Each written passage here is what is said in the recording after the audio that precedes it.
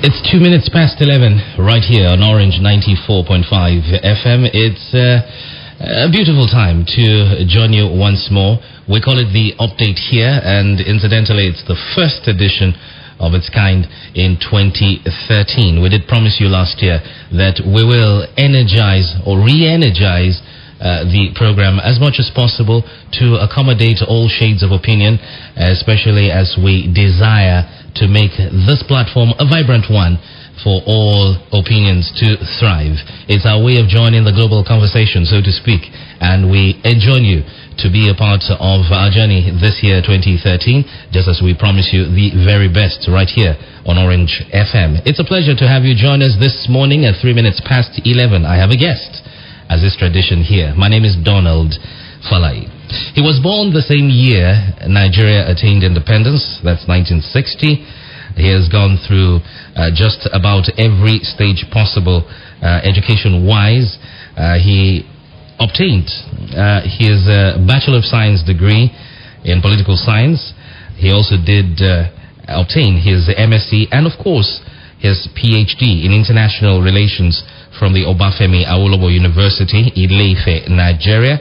And today he is known by very many distinctions and very many titles, because at some point he was Deputy Vice Chancellor, he was Acting Dean of Faculty, he was Acting Vice Chancellor, and today we can put all of that on one table and say he subsumed everything under his newest tag.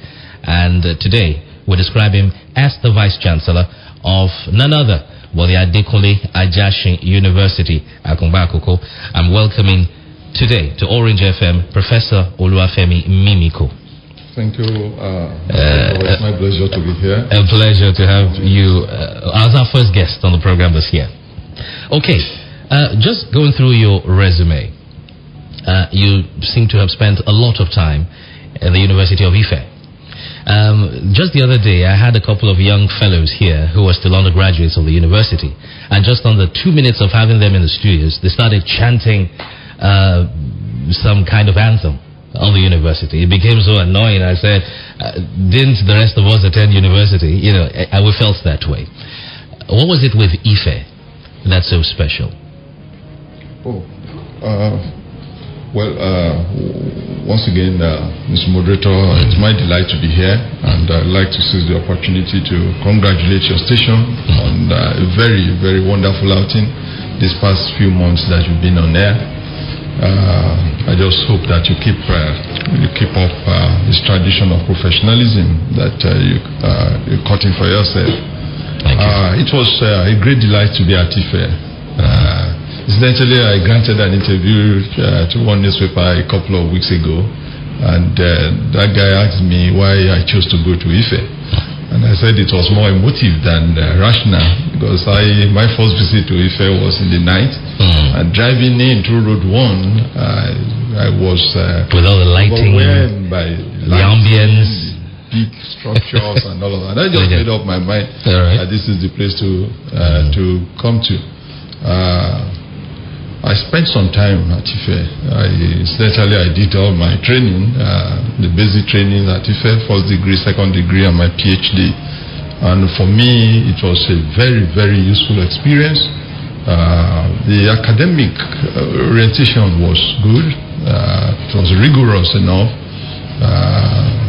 When you get out of it, you acknowledge that you have been taken through some very rigorous processes. And Ife also provided us with the opportunity of learning outside of the four walls of the classroom, which for me was also a major accomplishment. There was this wonderful tradition of public lecture, symposia, what have you. And one was jumping from one room to the other, trying to be a part of that. Of course, there was also this very, very strong orientation and focus on culture, which again had a way of producing at the end of the day rounded personalities, as it were. So for me, IFE was a very, very useful part of my life experience.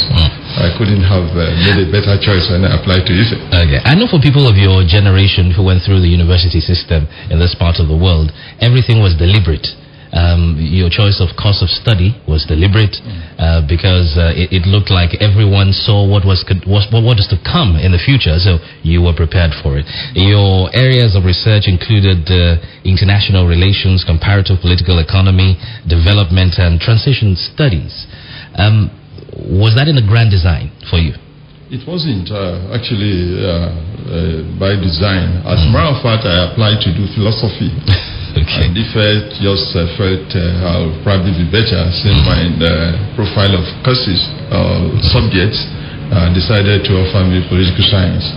It was in the course of doing that one began to take interest in particular aspects and areas of that broad discipline, political science, focusing on international relations, comparative political economy, what have you.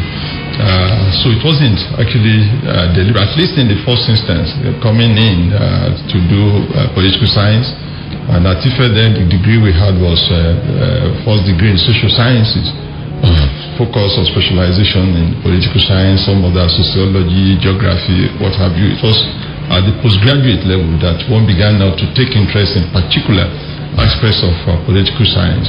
All right.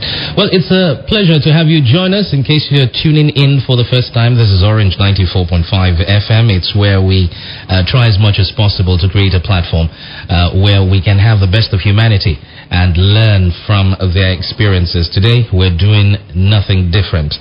And I have in the seat Professor Femi Mimiko. And we'll come back to personals later.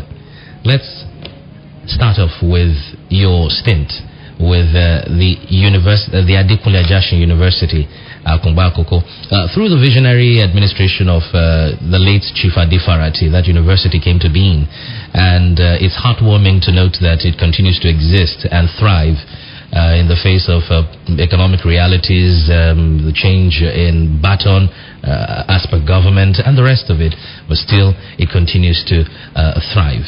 And you've been there for quite a while, holding brief as acting dean of faculty, head of department, deputy vice chancellor, acting vice chancellor, before your most recent elevation as vice chancellor. Cumulatively, what's your experience like? Well, it's been a very interesting, though challenging one.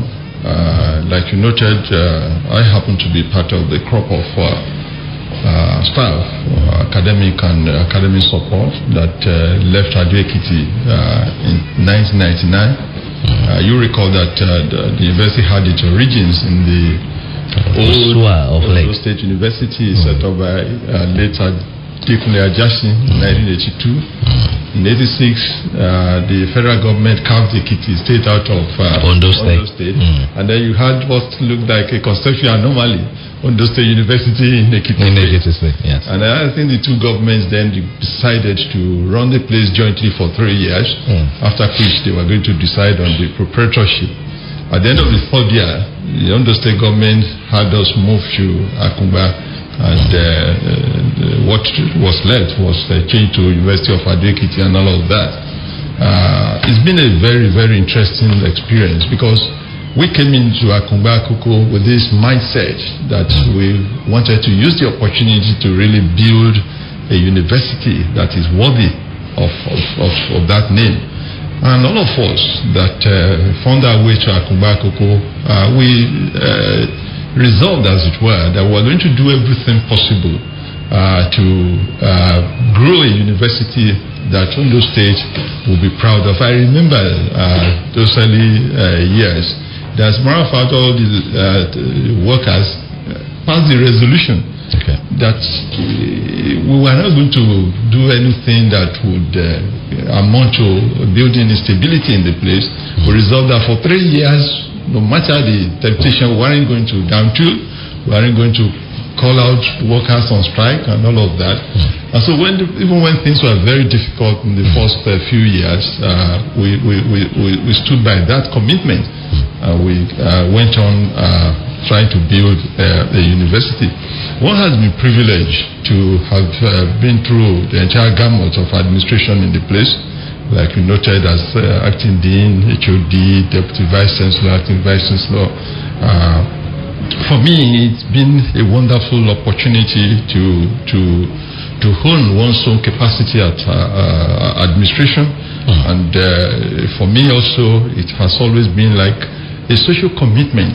You have this privileged position to influence and contribute to the development of an institution to which hundreds and hundreds of thousands of students of Ondo State and Nigeria subscribe year in, year out for education. We have challenges, no question about that. Every organization has its own, and I think the direction in which we have moved these years has been to find a way to come to terms with those challenges and get out of all of it a university that will be worthy of that name. As a matter of fact, the mantra that we have adopted in the past 3 years, that it has pleased God to make one the academic and administrative head of the place, is that we committed to building a 21st century university properly called. And virtually all of us will live by that mantra. It's gladdening to note that we also have been making some progress in that regard. And now, one of the challenges for upstart universities in sub-Saharan Africa is always that of having the requisite size of infrastructure and amount as well. And your university is no different. I can just imagine what it was when the first year you started out. You must have started with just about the basics that were on ground, and then gradually build efficiency from there on. What was the journey like, and how has government fared in relation to that? It was a bit tough when we started in 1999. Like you recall, it was an arrangement, a university that was created by fiat. I would say with a sense of responsibility that that's not the best way to start a university. As a matter of fact, when the federal government floated 9 universities a couple of years ago, some of us were a bit uncomfortable with that, because ordinarily when you want to begin a university, because university is a very huge concept, you take time to plan, you take time to put in place the basic infrastructures, to recruit the relevant staff. Maybe not the full complement of staff at the takeoff, but at least a reasonable degree in terms of number and quality. We didn't have that privilege at Akungba. I remember that, as a matter of fact, for about 3 months we were all hanging all over the place under trees and all of that, while the buildings were growing out of the space. But over the years, I think it would be correct to say that we have made some good progress. The first few years under the state was under the leadership of the late Adekunle. Of course, we had a reasonable level of support in terms of efforts to put in place the basic infrastructures and all of that, which of course you agree with me was not unexpected, given the fact that Governor Adekunle actually brought about the university in Ondo State. And then we had the tenure of the former governor, Dr. Agagu. Again, we managed to get a few things, to put a few basic infrastructures in place and all of that. But I must say, with a sense of responsibility, that the 4 years of the incumbent government has been quite epochal in the life of the university. In terms of infrastructural expansion, in fact, everybody says it is unprecedented, either in terms of the sheer size of the facilities we have, in terms of the number, in terms of the funding support. It's been a very, very wonderful experience, which goes to show that the incumbent government appreciates how big the concept of a university is, and has demonstrated its willingness to ensure that we have a university that is worthy of that name. If you permit me, for instance, I would like to know that as we speak now, the Senate building of the university is under construction. It's significant that we started this only after the first 10-12 years of the university. This could have been done several years ago, but it's a testimonial to the seriousness of this government that we have the Senate building growing out of that space. On completion, I often say this is going to be the most compelling building in Ondo State. It's going to be a 5-story facility, 16 to 20,000 square meters of space. And it's really going to be magnificent, and we're very proud of that. Permit me to break into your flow. There's just an amusing question playing in my mind right now. Given the fact that you have a sibling who is also a governor, does it ever help? You see, I must say that it's some sort of double-edged sword, if you will. Because ordinarily, the ordinary man on the streets would say, oh, his brother is governor, here's vice chancellor. He could easily walk to his brother and ask for something. I think it goes beyond even the ordinary man on the streets, even on the campus. Quite a number of people have the opinion that it should be a piece of cake getting funds from the government. All you need to do is to whisper into your brother's ears, and here you go, you have it. But certainly it's not like that. Everyone knows that governance is a much more serious business. There are institutions that are set up and saddled with some of these responsibilities, not necessarily something you do as a personal social relationship thing. But I was talking about this being a double-edged sword in the sense that it's easier for you to get listened to. Being a sibling to the visitor, the governor, it's easier to get people to listen to you when you talk about the university. But this other dimension that we also spoke about, the huge expectation that all he needs to do is to talk to his brother and you have all the funds and all of that, which is not the case. So for those who have that feeling, there's a sense of frustration when they don't see that happening. So that's the sense in which I can imagine. And now, still talking about funding, I know because we checked that your university has the lowest tuition fees chargeable to students, academic programs and the rest of it in the country. I know government would not at any point be able to put all the funds on ground for you to do all those things that you need to undertake as an ivory tower.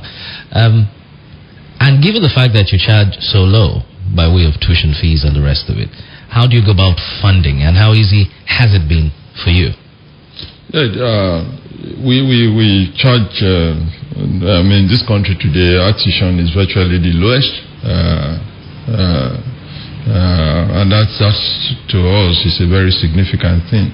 Now, I must confess to you, Don, that if I had my way, I probably wouldn't want to have that. One is an administrator and an academic, not a politician. But when you have an educational policy in place that is directed at ensuring that the weakest in society does not get disadvantaged, then you have to understand the context in which we charge the lowest. I recall that last year, the budgetary session we had with Mr. Governor and his team, we tried to make a case to see if we could be allowed to up the tuition a bit. But Mr. Governor flatly refused, and he said to us, Professor, for you 25,000 may be nothing, but I know as governor that there are citizens of this state that if you raise that tuition by just 5,000, whose children will drop out of school.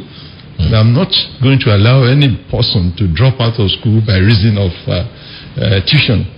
And I mean, at that point, we knew the game was up, and so we were sustaining that. Okay. Even now, this year, we're still also not going to increase.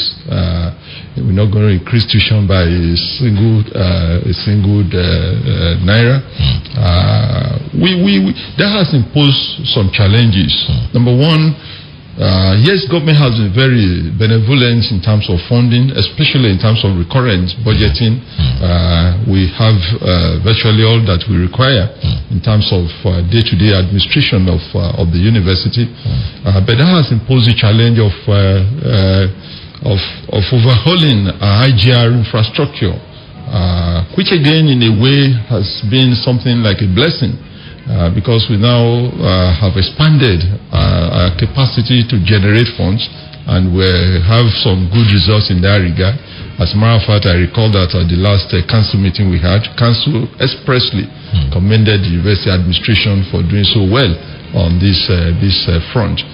We intend to continue with that, such that while we charge the lowest tuition in the country, we will ensure that the system does not suffer. All right. Over the last 20 years, a lot of things have been said about university autonomy. We've had many things coming from notable authorities asking for university autonomy. I still cannot claim that I have a full grasp of all that has been asked of the Nigerian system. But given the parameters that we have today, is it a possibility in the immediate circumstances? Well, let me start by saying, by putting it this way, that university autonomy is desirable. What it means simply is that we should allow the institutions of the university to run, such that you don't have interventions from government, from agencies of government, and all of that. You allow Senate to take decisions on academic issues. You allow Council to take decisions in relation to financing and funding and core policies and all of that. There's no question about that. That is the type of platform you need to create the type of higher education system that will be effective and that would be able to deliver on its mandate. But that's how far we can go. The truth is that if you don't have an independent funding base, you probably would not be able to push too hard the issue of autonomy. If you're a university, for instance, and you don't depend on government, even when you are a public university, you don't depend on government for funding support, it makes it easier for you to take decisions. I recall that a few years ago, under the Obasanjo government, the sing song was, okay, you want autonomy, why not? You have it, but go look for your own funding. And of course, I mean, there's no vice chancellor that I know of today in Nigeria for public sector universities that is in the position to completely fund the university without support from government, either the state or the federal government. So we try as administrators to beat a middle course, if you will, to ensure that, yes, while we depend on government for funding, we still insist that some organs, decisions of the university are sacrosanct. We don't listen to government in terms of definition and the nature of academic programs and a few of all of these other issues. So I think the challenge we have is to maintain a delicate balance, which at Adekunle Ajasin University we've been trying to do.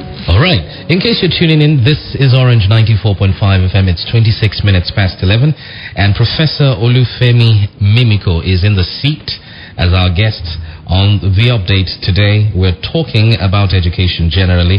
I'm a bit guilty here. I would have loved for this to be a bit more laid back, a bit more informal, but given the topics that we're exhuming here, it looks like we can run away from the major issues which would come out formal. But anyway, we'll get it done. Let's look at an issue that you mentioned there, and it's to do with academic programs and the perennial problems with accreditation. What's your standing at AAUA today? Well, let me say that for me as an individual, I endorse the program of accreditation that the NUC has put in place. I decided to start answering your question that way because this is an issue that has generated a lot of heat in the higher education system. There are colleagues of mine who have the opinion that NUC has no business talking about accreditation. We should just allow Senate to do that and all of that. But my own position is that it's desirable to have an overarching authority that would set standards and go around to ensure that those standards are being met.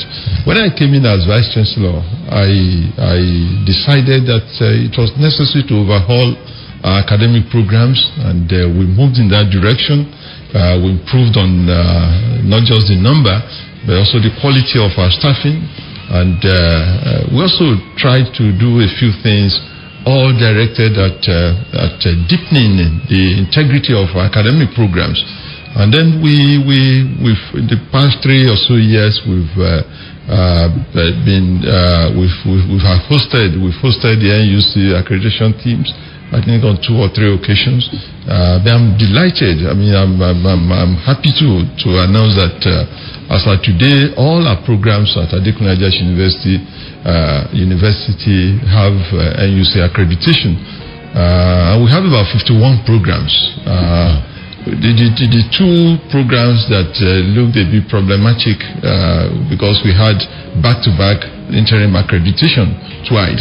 And when you have that, NUC doesn't really like that. So we don't have any program that failed accreditation. As we speak, the 51 programs are accredited, but because we have back-to-back interim accreditation on 2, we need to do some more work on the 2. But that's, by any standard, you agree with me, it's a very, very good outing, and we intend to sustain that. If you have full accreditation, then you can go on with the confidence that what you're doing is not just up to standard, but it has a little gone beyond what you call the benchmark, the minimum standard. And the type of orientation we're trying to build out at Adekunle Ajasin University is such that we live and dream and talk accreditation at all times. We don't want to wait for NUC to come before we talk of what we should be doing. So we're putting in place an internal quality assurance program that is being coordinated by my academic planning units, such that at all times we ensure that our programs are on the right keel and they are of the standards that you can say confidently that is international. Now, policymakers in the country, in Nigeria, are fond of second-guessing themselves a lot of the times. Doing what? Second-guessing themselves a lot of the times. And therefore, a lot of the policies that come out from such places tend to do the same as well. There is this issue that came up a few years ago, the issue of scrapping satellite campuses, because it was a kind of misnomer in the education system and all of that. But today, some of them are back. We don't seem to hear anything about a satellite campus run by AAUA. Is that by design, or is it something you're planning? Yeah, we don't have a Vice Chancellor, and I had the privilege of working with the most distinguished academic, Professor Akure, who was my Vice Chancellor. We tried to move in the direction of streamlining the satellite facilities and campuses that we had. And then as we were doing that, the NUC came with this long list of criteria that you must meet before you float or sustain your satellite programs. And then at some point, it became clear that NUC didn't want any university to have any satellite campus. And we closed all the satellite campuses that we had. But we have in place this distance learning, or if you will, part-time programs that we administer. We have one on campus and another one that we run at Akure. The whole idea is to create an opportunity for people who, for whatever reasons, are not able to go through the formal educational system. and they can only take advantage of such facilities if you make them available, evenings or weekends and all of that. Our focus at Adekunle Ajasin University is on ensuring that the quality of academic program, the quality of instruction that you have in our full-time programs is replicated at the part-time programs. And that's precisely what we've been trying to do. About a year or two ago, I actually felt we needed to move more clearly in that direction, and we decided that we needed to suspend admission into those programs to enable us to do, if you will, a form of audit and ensure that we were on the right track. So we suspended admission. Incidentally, a year after that, the NUC also moved in that direction, instructed all universities to stop admission into those part-time programs. And I guess at some point in future, the NUC will also lift the ban and allow universities that so wish to continue to take in students. Very significant that we took our own step a year before the NUC considered it necessary. So we are at the stage of trying to improve on the quality of these part-time programs. So at the end of the day, the quality of instruction, the quality of degree that you have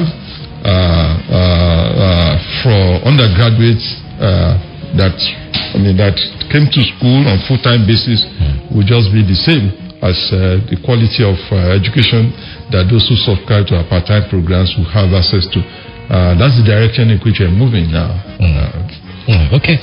Well, without running the risk of playing the devil's advocate, the other day we were chatting with someone quite neutral. The person lives in Lagos and said that he noticed that your admission policy, that AAUA's admission policy, seems to be the fairest in the country, given that everything is done by merit. Well, I was a bit skeptical, probably because I've not been to your university in recent time, and I've not had anyone who said anything similar. But I also heard it a couple of days ago, and I wonder, how do you go about that? Yeah, when I came in exactly 3 years ago, I made this clear to my colleagues at Senate that I want us to move in that direction to ensure that admission was done strictly on the basis of merit. The implication of that is that we take decisions only on the basis of the scores that these students come up with. We, as much as possible, insist that we are not going to do admission outside of this basic framework. You agree with me that in the context of Nigeria, that sounded like a revolution. But we insisted that was what we wanted. As a matter of fact, when I was coming in, I remember the day I was interviewed for this job, and somebody on that eminent panel asked me, could you think of any issue that will create some hiccups, that will create some problem with council or with government? And I said I was coming in to do admission strictly on merit, and I would be too glad if council members will understand that, if government will understand that, and I was promised that if that was what I thought we needed to do, the council was going to stand with me on that. And I'm happy to announce that 3 years on, the visitor to the university, the executive governor of Ondo State, has not sent a single name to me to process for admission. Not once. Ditto for the council chair, who also has restrained himself.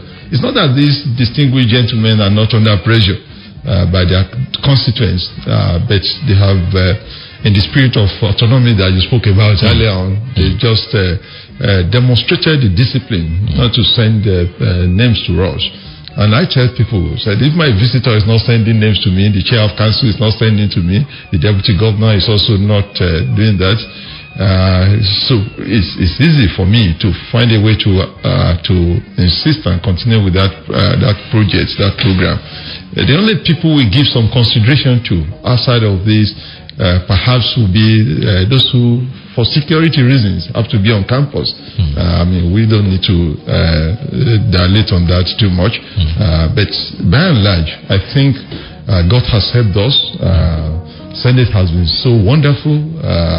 My deans have been so fantastic that we've been able to sustain that orientation. I remember the executive secretary of the registrar of JAM was on our campus to give one of our public lectures, and the issue of merit came up.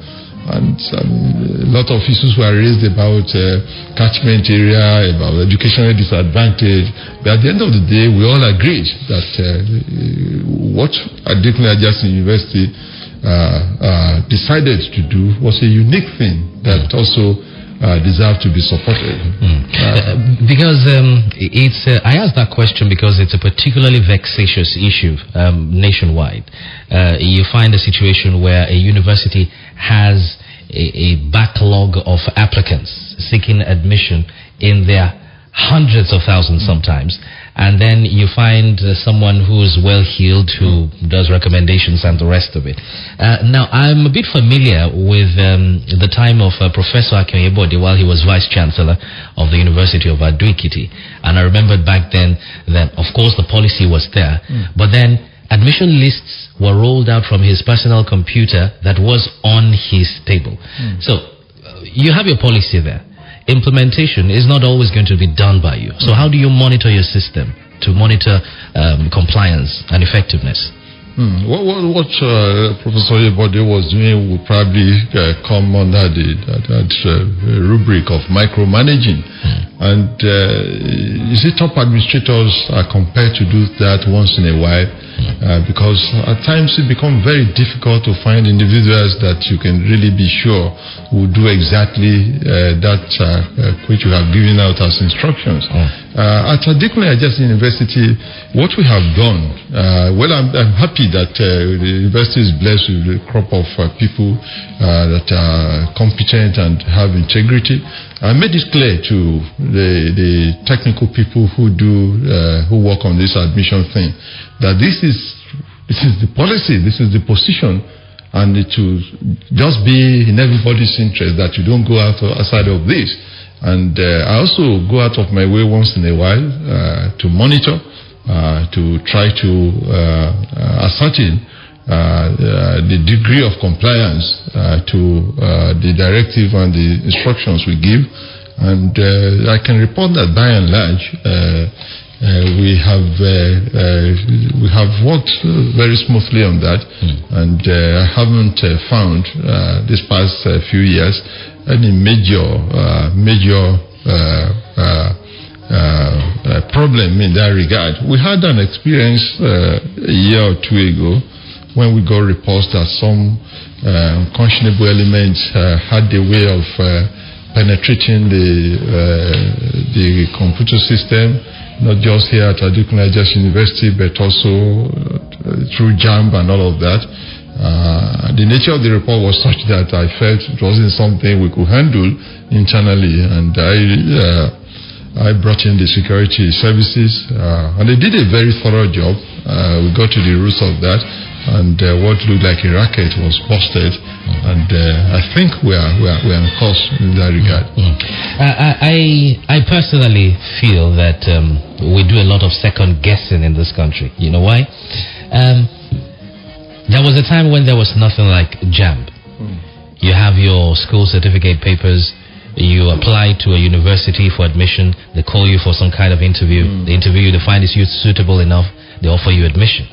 And then at a point we felt, the number of applicants was going to be unwieldy for universities to handle, let's make it a broad-based thing. Let's bring in things like JAMB. We brought in JAMB. And then at some point we felt JAMB wasn't doing enough. And then we brought in something like post-UME examinations, and so on and so forth. It looks like a lot of second guessing. So is your university doing that, one? And secondly, what does it portend for the system in this country? We do that. Well, I probably wouldn't agree that this is about second guessing. I think it's a learning process, as it were. At the time when the model was concessional examinations, you recall that we had just a handful of universities in the country then, and now that we have all of 124 universities, it's only reasonable to find a way to do some form of centralized screening. Maybe we shouldn't have just allowed a single organization called JAMB to do that for a country of 160 million people. But I don't think we can run away from the need to have some form of platform on which all of the candidates will stand, and then you begin to make distinction as to who qualifies and who does not to get into the university system. There are some points, of course, JAMB evidently was overwhelmed, and you got to a state that you couldn't really say precisely that those figures that were coming out of JAMB were completely credible. That was the point at which universities took up this issue, this campaign for pursue TME or UME as it were. And I want to believe that it's a step in the right direction. That is the minimum that the universities should be allowed to do in the process of getting candidates admitted. From my experience, we have found out that it's not exactly. There's some form of dissonance between the figures people bring from JAMB and the quality of their minds. We have people who scored very high grades, and on assessment they are the direct opposite. I was the first chairman of the committee that ran the post-UTME exam in my university when I was deputy vice chancellor. We were allowed to find somebody who scored something close to 400 who didn't know what surname. I mean, what is your surname? The guy was just looking. But now we have the post-UTME that has provided us with some form of opportunity to do some second layer of screening, such that we now have that degree of confidence that the quality of students we are bringing in is the right quality that we should be bringing into the universities, and that's why the universities are very sensitive about it. A couple of years ago, there was a very well-directed attempt to stop the post-UTME, but you could see the way the university fought back ferociously, and I think we're all happy now that even the Senate of the Federal Republic has really made a very strong statement in support of the post-UTME thing. I think it's something that should be allowed to continue. Okay, that is a topic I would want us to talk about, but before we get there, there is this, call it an indictment on the ivory towers in this country. There was a time when the ivory towers were filled with all kinds of research. This is going on at this university, that is going on, receiving funding from this and that, but it looks like no research is happening anywhere anymore. What's the state of things, and what's the problem? No, I don't think it's correct to say that people are not doing research. We're not where exactly we should be in terms of the type of support base that you require. Research costs money. Yes. And the serious countries, they put a lot of money into research. Yeah. Basically, there's this lingering problem that people have talked about, not just maybe in the public sector generally. Yeah. When you have a system in which you commit about 80% of your resources on recurrence, it has a way of robbing other vital sectors of the necessary funds. So I like to say that, and with all sense of responsibility, that the universities don't have access to enough funds to undertake research.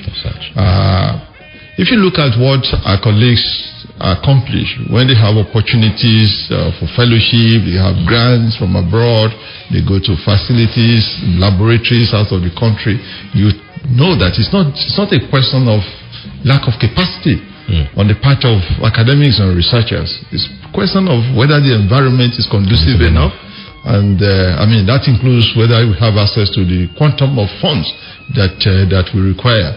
But this is to say that we can still do more.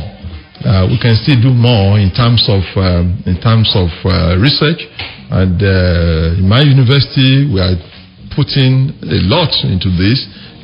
Making funds available to researchers, making funds available to those who have reports, academic and research reports to present, to their colleagues anywhere in the world. We fund them and allow them to go. And that has made a very huge impact on our processes at Adekunle Ajasin University.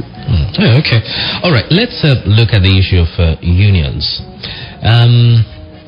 Unions are things you would find in just about every organization. I think what the private sector does these days is tell you up front, we're deunionized. We don't want this, we don't want that. At best, the marriage between organizations in which you find unions and the organizations themselves is some kind of marriage of convenience at best. What's the situation like with AAUA? Well, permit me, Donald, to talk more broadly, to go beyond the experience of AAUA. I recognize the need for workers to get organized, the need for them to use the platform of unions to want to protect their interests and all of that. That has been, it's historical. And unions... The culture. Yes, the culture. Yeah, absolutely. And unions in the past, you flip through the pages of social history, you read a lot about what unions did to change society and all of that. Unfortunately, I am not comfortable, I won't be comfortable to say that that is still the situation you find in this country today. If I talk about the higher education system, which, if you will, is my forte, I do not think the role of unions has been positive. As a matter of fact, I have this nagging fear that with this program of what I call totalization that is going on our campuses, a situation in which unions are insisting on everything and all things, a situation in which unions want to be not just consulted, want to be asked for permission to do some of those things that you never imagined that unions will talk about years ago. A situation in which you find it's difficult to come by. Unions that you could, in good conscience, say are reasonable in the university system today. Let me break into your flow, Professor. I'm asking that question really because when you look back, use an example like when Professor Isha Koloyede was Vice Chancellor of the University of Ilorin, he practically, literally took on ASU. Said, okay, if you're embarking on strikes, we're not going to allow it here and all of that. And it helped a lot of students because the academic calendar was regular, was faster, was better, and a lot of things went smoothly, although he was a hugely controversial figure. And your university is not removed from the ASU, in quote, the ASU issue and the rest of it. And of course you have other unions in-house other than ASU and all of that. So how are you coping with them, and what do you think their roles should be in any system? Yeah, the University of Ilorin experience actually predated Isha Koloyede. I think it was under Abdurrahim Oba that that process of, if you will, de-unionizing Ilorin started. And a lot of people will argue today that Ilorin is the better for it, not just in terms of the predictability that has come into the academic programs. When students go in now, they have an idea when they graduate. Because in the past 10, 15 years... I spent 8 years taking my first degree. Absolutely. You see, in the past 10 or so years, you don't have any strike action paralyzing that university. And I have challenged my colleagues. I deserve to be educated. I want to be educated by anybody to tell me that the Ilorin model is not the appropriate one to embrace. Because we have seen the injury that what I like to call, for want of a better word, over-unionization has created for the educational system in this country. We're trying to persuade our colleagues at Adekunle Ajasin University, number one, to have consideration for the system, to let people know that yes, we could have challenges as staff of an institution that of the stature of a university, but we have a responsibility not to cross the Rubicon. There are certain things we don't do in a university. There are certain things you don't allow to happen. Otherwise, people will not take you seriously when you call yourself a university. I'm happy that we're making some progress in that regard. We make ourselves available to discuss, to negotiate, to talk with unions when there are issues, and we're getting not just the staff unions, even our students, getting them out of this mental state that you must fight, you must make the system acrimonious for you to get absolutely. So we're moving in that direction, and I'm happy to say that we're getting some results. And this is the direction we will continue to move going forward. All right.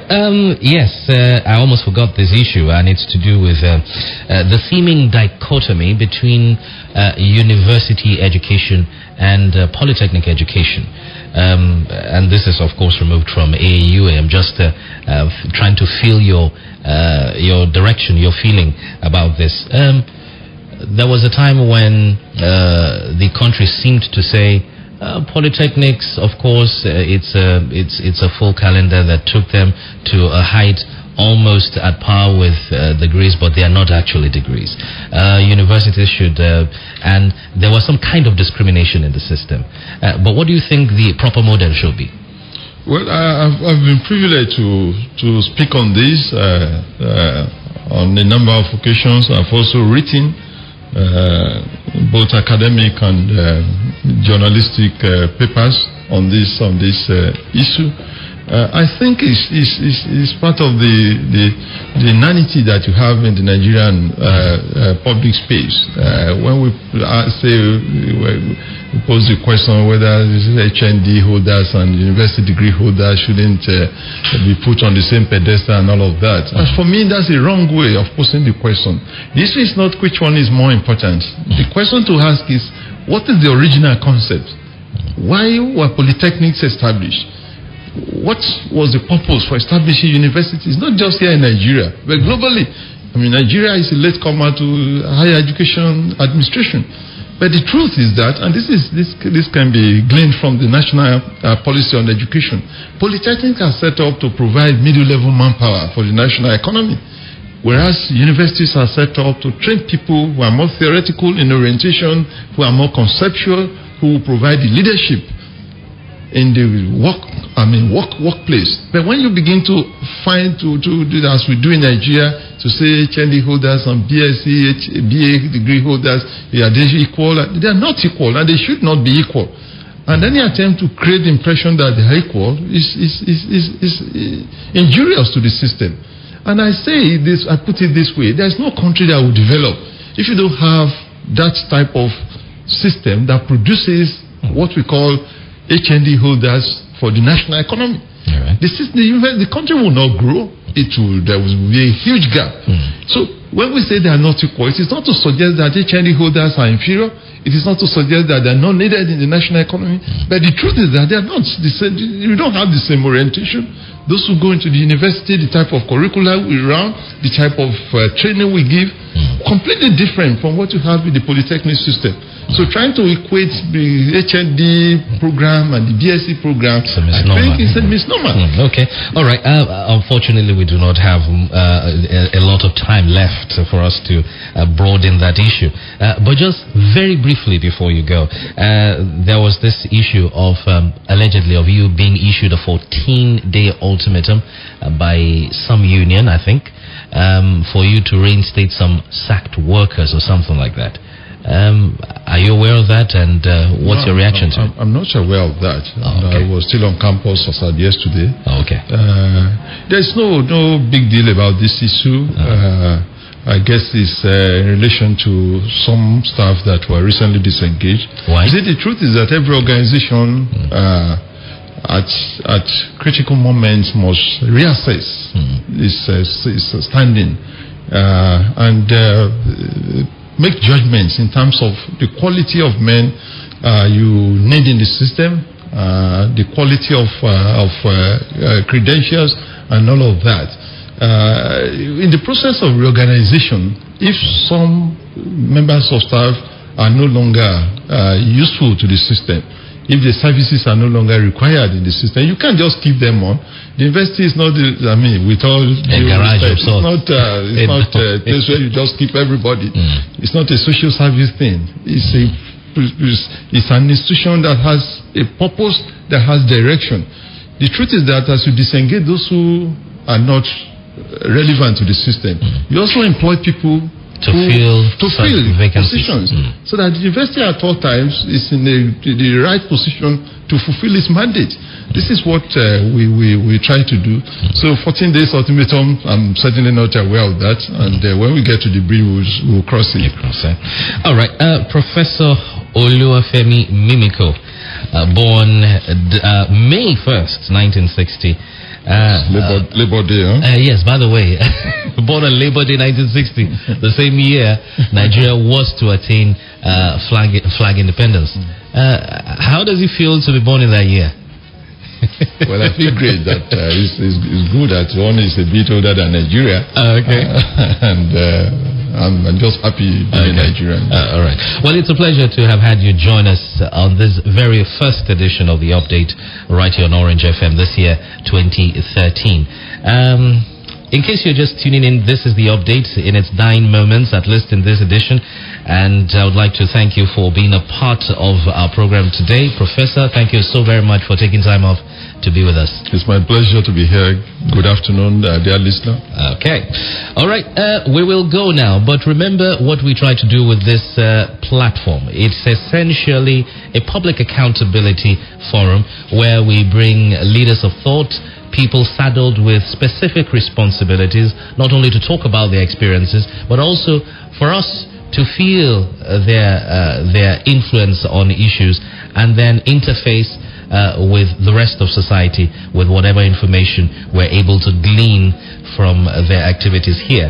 And I hope you had a couple of things that you could learn from this experience. My name is Donald Falai. Make it a date later on next week. Thank you. Good afternoon.